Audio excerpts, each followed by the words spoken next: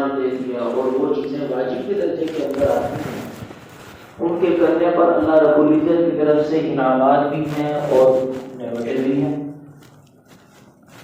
اور ان کے نہ کرنے پر اللہ رب العزت کی طرف سے سزا کا بھی اعلان ہے۔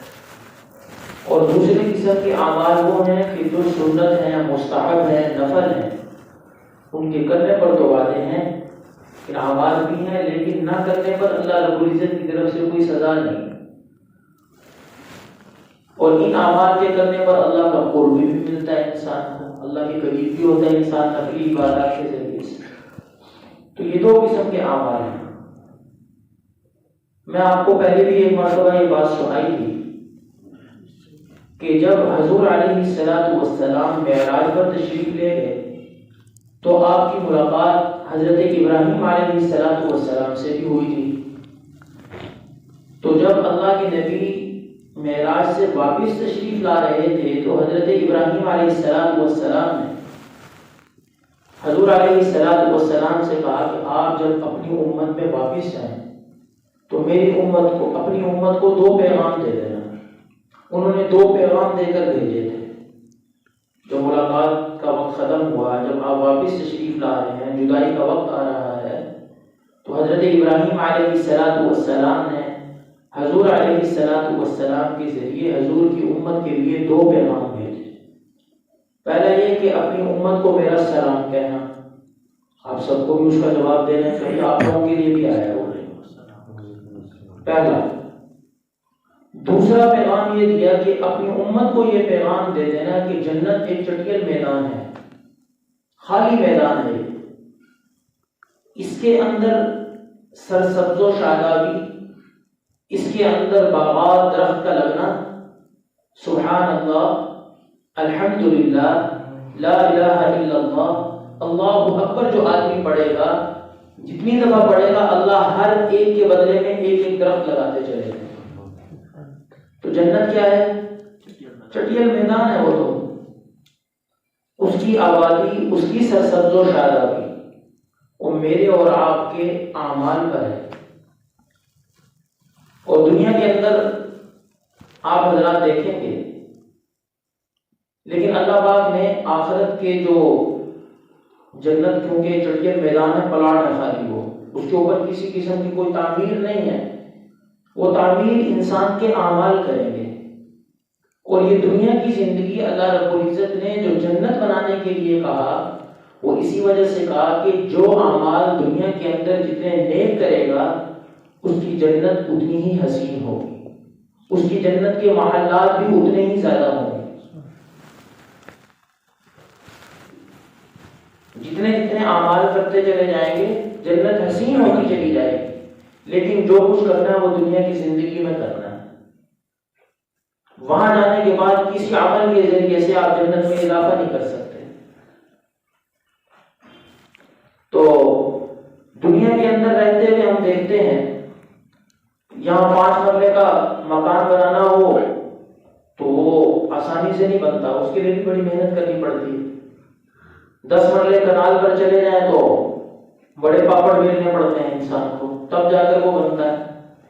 لیکن دنیا کے اندر جس طرح ہر آدمی کی خواہش ہوتی ہے کہ میرا گھر وسیع ہونا چاہیے، کشادہ ہونا چاہیے، اس کے اندر سبز و شادابی ہونی چاہیے، تو اس کے لیے جتنی محنت کرتا ہے، لیکن جنت کے اندر باغات اور محلات حاصل کرنے کے لیے اللہ نے آسان اعمال کے ذریعے بھی عطا کر دی۔ اس سے پہلے ایک چیز یہ سمجھ لیں کہ یہ کوئی جنت کے محلات اور جنت کی زندگی کوئی خیالی زندگی نہیں ہے، یہ حقیقی زندگی آنے والی ہے۔ یہاں کی جو زندگی ہے وہ 50-60 سالہ زندگی ہے، اس کی ایک حد ہے۔ دنیا کی زندگی کی ایک حد ہے۔ جو آدمی جھونپڑے میں زندگی گزار لے، 2 مرلے کے مکان کے اندر زندگی گزار لے، کرائے کے مکان کے اندر زندگی گزار لے، محلات کے اندر گزار لے، اس کی ایک انتہا ہے کہ یہاں سے چلا جانا اور چھوڑ کر جانا وہ سب کچھ۔ آخرت کی زندگی اس کی ابتدا تو ہے لیکن اس کی انتہا کوئی نہیں ہے، اس کی انتہا نہیں ہے، لیکن وہ بنانی بھی آپ نہیں ہے۔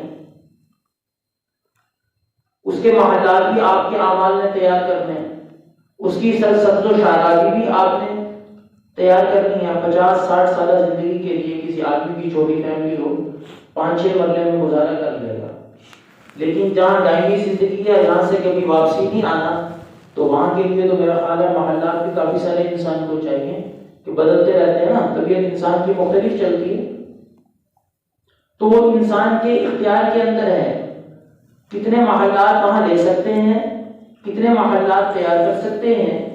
تو قرآن کریم اور حدیث مبارکہ اس چیز کو واضح کرتی ہے کہ وہاں کے محلات اور زندگی خیالی نہیں ہے، وہ حقیقی زندگی ہے۔ وہاں جو کچھ ہوگا وہ اللہ نے قرآن کریم کے اندر اور حضور علیہ السلام نے اپنی احادیث مبارکہ میں واضح کر دیا۔ قرآن کریم کے اندر بھی آتا ہے لَٰكِنِ الَّذِينَ اتَّقَوْا رَبَّهُمْ لَهُمْ غُرَفٌ مِّن فَوْقِهَا غُرَفٌ، کہ جنت کے اندر محلات جو ہوں گے، محل کے اوپر دوسرا محل ہوگا۔ اس طرح نہیں جس طرح ہمارے یہاں ڈبل منزلہ مکان بنتے ہیں، ایسے نہیں۔ آپ پہاڑی علاقے میں جائیں، ایک پہاڑ کی ابتدا کے اندر مکان بنا ہوا ہوتا ہے، تھوڑا سا اوپر جائیں تو وہاں پہ بھی بنا ہوا ہوتا ہے، پھر تھوڑا سا اوپر جہاں ہوتا ہے کہ پہاڑ کی چوٹی پر بھی بنے ہوئے ہوتے ہیں، وہ درجہ بدرجہ اوپر بنے ہوئے ہوتے ہیں، اور سامنے اور نیچے سے چشمے جاری ہو رہے ہوتے ہیں۔ یہ اللہ نے ایک مثال دی قرآن کریم کے اندر کہ جنت کے اندر بھی محل ایسے ہی ہوں گے، ایک محل تھوڑے سے فاصلے پہ پر دوسرا محل، پھر یوں محل چلتے چلے جائیں، حتیٰ کہ قرآن کریم کے اندر تو یہاں تک اللہ رب العزت نے فرمایا کہ وہ بے جوڑ موتیوں کے محل ہوں۔ یہ تو قرآن کریم نے بیان کیا۔ اب حدیث مبارکہ سنیں۔ حضور علیہ السلام کو معراج دو قسم کی ہوئی ہے، ایک ہے معراج جسمانی، وہ تو آپ کو ایک ہی مرتبہ ہوئی ہے، معراج جسمانی ایک مرتبہ ہوئی ہے۔ ایک ہے معراج منامی، وہ حضور علیہ السلام کو کئی مرتبہ ہوئی ہے۔ معراج منامی کس کو کہتے ہیں؟ نیند کی حالت کے اندر حضور علیہ السلام کو جنت دکھائی گئی۔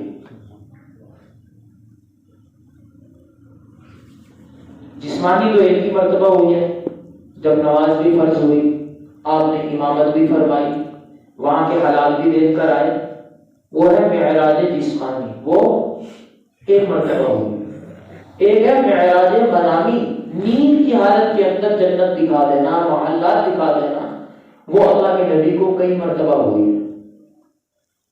حضور علیہ السلام کی عادت مبارکہ تھی کہ جب آپ فجر کی نماز پڑھا لیتے تھے، فجر کی نماز پڑھانے سے فارغ ہونے کے بعد آپ اپنا چہرہ انور صحابہ کی طرف کر لیتے تھے، اور اگر آپ نے کوئی خواب دیکھا ہوتا تو آپ وہ خواب سناتے تھے، کسی صحابی نے کوئی مسئلہ پوچھنا ہوتا تو وہ پوچھ لیتے تھے، کسی صحابی نے خواب کی تعبیر پوچھنی ہوتی تو وہ پوچھ لیتے تھے، اللہ کے نبی وہ بھی بتا دیتے تھے۔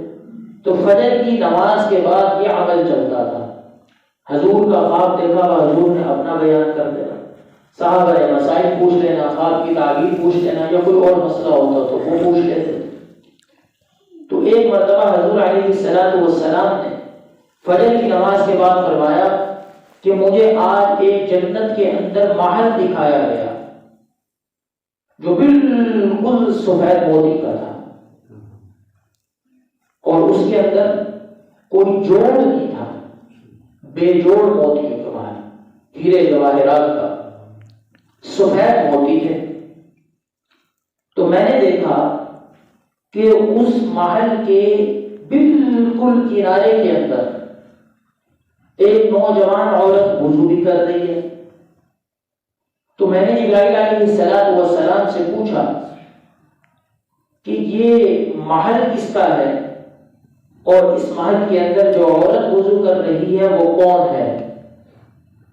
تو حضرت جبرائیل علیہ السلام نے فرمایا کہ یہ محل حضرت آپ کے ساتھی عمر کا ہے، یہ محل آپ کے ساتھی عمر کا ہے، اور جو عورت وہاں بیٹھ کر لڑکی وضو کر رہی ہے یہ اللہ نے جنت کے اندر ان کی بیوی بنائی۔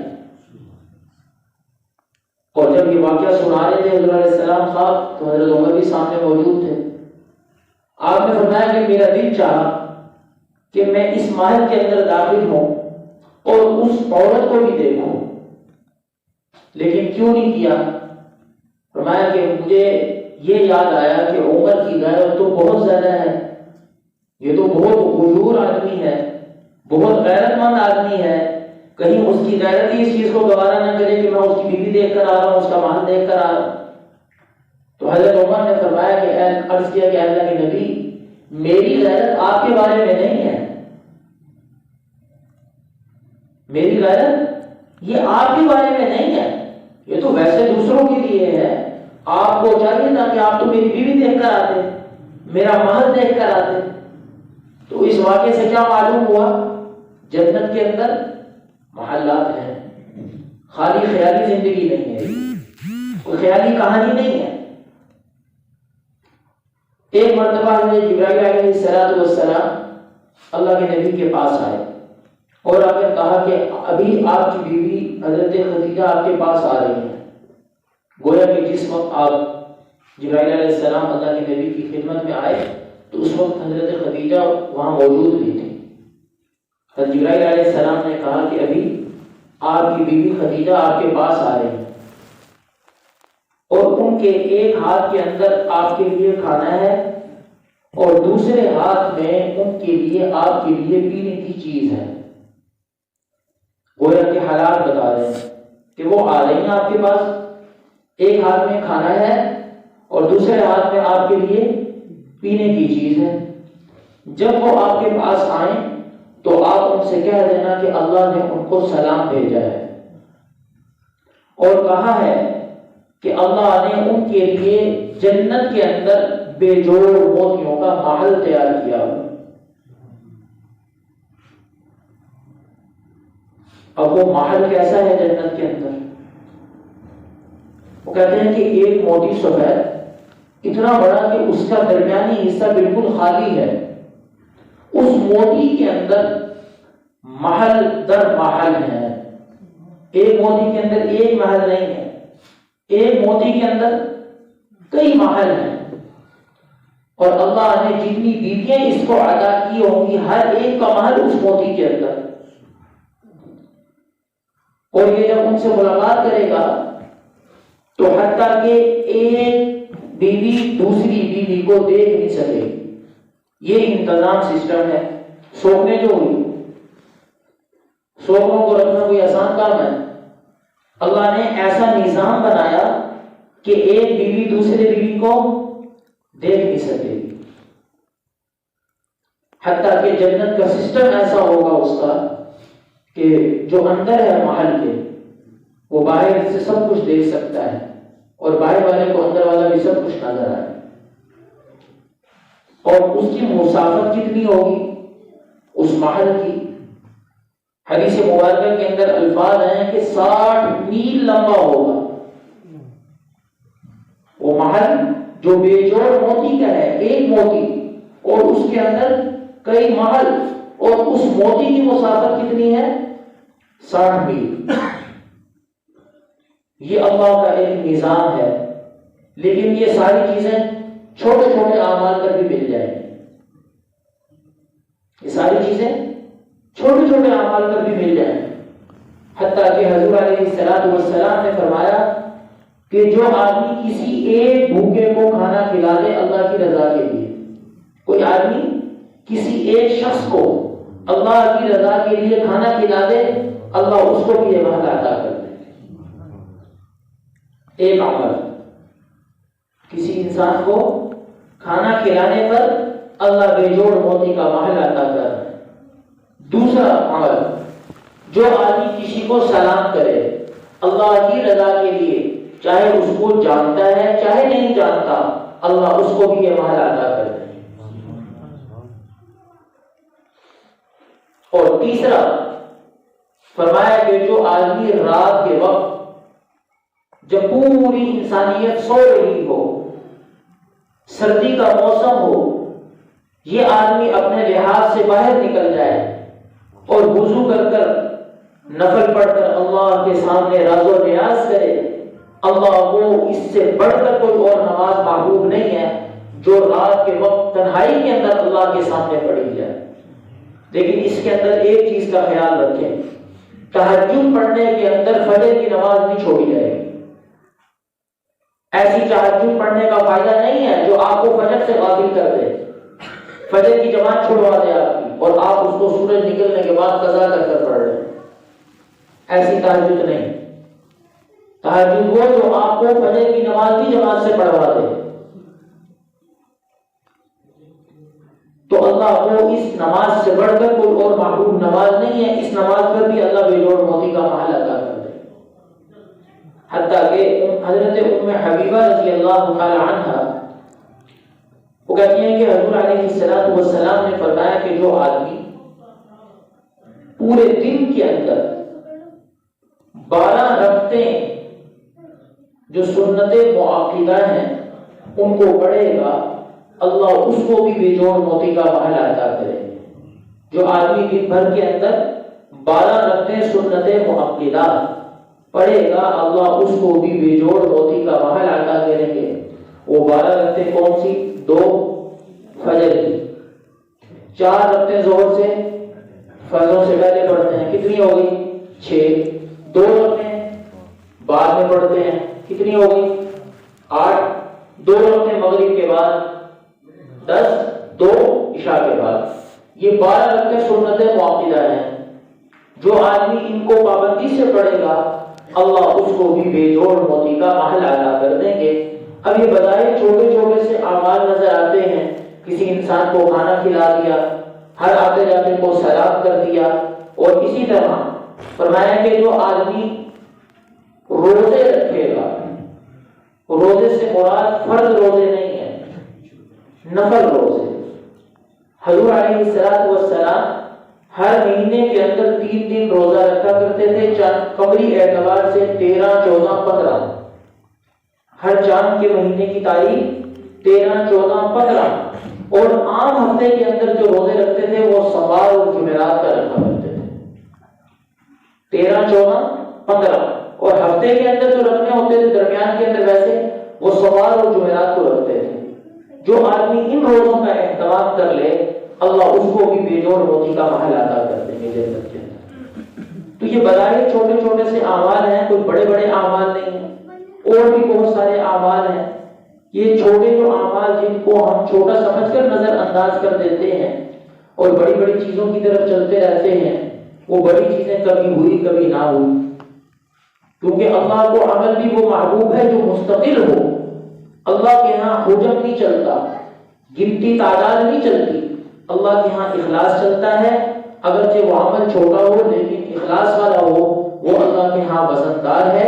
تو ان چھوٹے چھوٹے اعمال کو اختیار کرنے سے اللہ ہمیں بڑے اعمال کرنے کی بھی توفیق نصیب فرما دیں گے، اور ان اعمال کی بقدر اللہ رب العزت آخرت کے اندر ہمیں پلاٹ بھی عطا کریں گے جنت کے اندر، اور اس کی آبادی کا ذریعہ یہ اعمال ہیں۔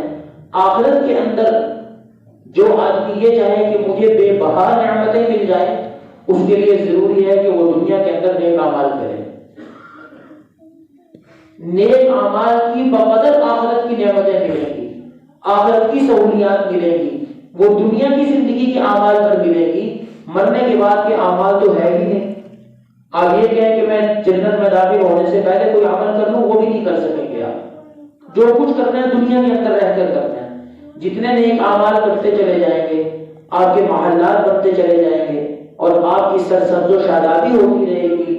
جس طرح حضرت ابراہیم علیہ السلام نے حضور علیہ السلام کو رخصتی کے وقت معراج سے جب واپسی پر آپ تشریف لا رہے تھے تو آپ سے یہی کہا کہ جنت ایک چٹگر میدان ہے، اپنی امت کو پیغام دے دینا کہ اس کی سرسبز و شادابی اور اس کی باغات، اس کے محلات سبحان اللہ، الحمدللہ، لا الہ الا اللہ، اللہ اکبر ہیں۔ یہ کر لیں، جنت کے باغات تیار ہو جائیں گے، ہر بورڈ پر اللہ درخت لگا دیں گے اور وہاں کی پھول بوٹے لگتے چلے جائیں گے۔ یہ سارا ان اعمال پر ہے۔ در حقیقت جنت تو ایک صاف میدان ہے، اس کے محلات، اس کے باغات یہ آپ کے اعمال نے تیار کرنے ہیں۔ اب جس آدمی کے جتنے اعمال ہوں گے اس کے محلات اتنے بڑھتے چلے جائیں گے، اس کے باغات اتنے کشادہ ہوتے چلے جائیں گے۔ تو یہ ہر آدمی کے اپنے اختیار کے اندر ہے۔ ہر آدمی کو چاہیے کہ نیکی کا کوئی عمل چھوٹا ہو بظاہر دیکھنے کے اندر، چھوٹا سمجھ کر اس کو چھوڑیں، اس کو اختیار کریں، اور کوئی گناہ جو بظاہر دیکھنے میں چھوٹا معلوم ہو رہا ہو اس کو اختیار نہ کریں، کیونکہ یہ چھوٹے گناہ انسان کو بڑے گناہوں تک لے جاتے ہیں۔ تو کوئی بھی اس چکر کے اندر نہ پڑے کہ یہ صغیرہ ہے یہ کبیرہ ہے۔ گناہ گناہ ہے، چاہے وہ صغیرہ ہے چاہے کبیرہ ہے تو اللہ کی نافرمانی، چاہے وہ صغیرہ ہی ہے، تو اللہ کی نافرمانی کے اندر رہے ہیں۔ تو اس چیز سے اپنے آپ کو بچائیں، چھوٹی نیکی کو اختیار کریں اور چھوٹے گناہ کو بھی اختیار نہ کریں، چھوڑ دیں۔ اللہ پاک مجھے اور آپ کو سب عمل کی توفیق